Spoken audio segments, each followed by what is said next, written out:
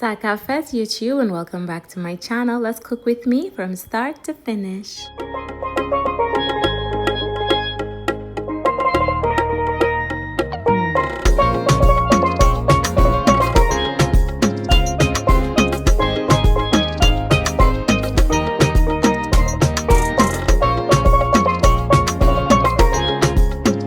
Darlings, it's so nice to have you back here in my kitchen for yet another amazing recipe. We're jumping straight into it. Today on the menu we have some crispy fried chicken, some coconut rice and lentils, some coleslaw, and we have some corn boiled in coconut milk. As always, I always tell you guys, start with whatever will take the longest to cook first, and in this case it's the fried chicken. So over here to my clean chicken, I went in with a little bit of oil, some freshly grated garlic and ginger. I'm gonna add in some salt, black pepper, mixed herbs, some spiced Jamaica red seasoning. Then we're gonna add in some curry powder and give it a good mix. Once it's fully mixed in, you can set it aside to marinate. Overnight is best, but if you don't have lots of time, about half an hour.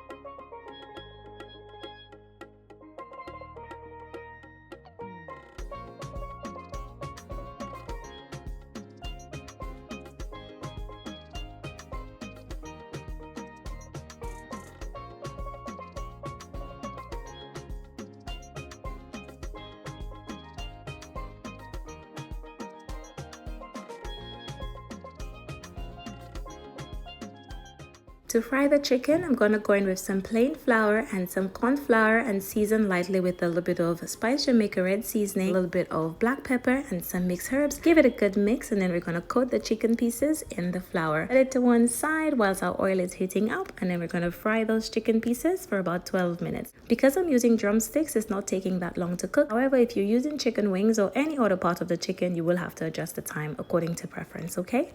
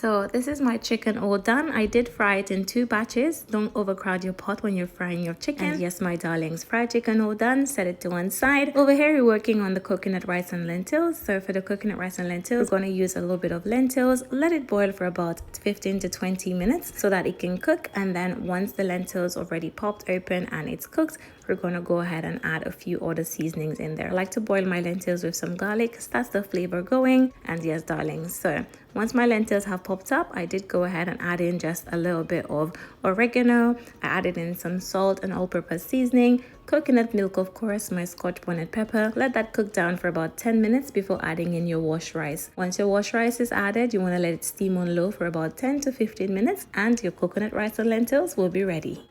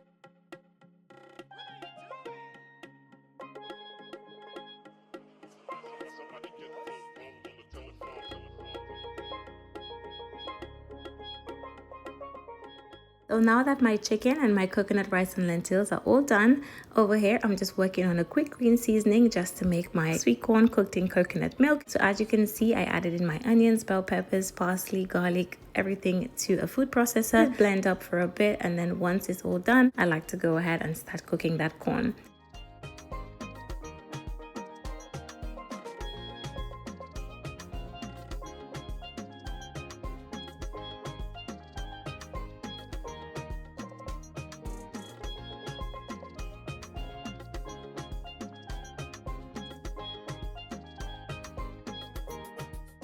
For my corn, I like to go ahead and just cut it in half, wash it with some vinegar and cold water. I always find this helps really well when you wash your veg. You can use that method for washing any veg like cabbage, carrots, any veg of choice, okay? So I like to wash mine with some cold water and vinegar. Then I drain it off. Then I added it to a pan, and then I also went in with just a little bit of salt, followed by a heaping tablespoon of that fresh green seasoning that we just blended up. And then we're going to go in with our coconut milk and all that good stuff. Check down below for all the ingredients for everything that I used. You guys know I try to update it as best as I can. And being a mommy with 4 kids, sometimes I don't get the time.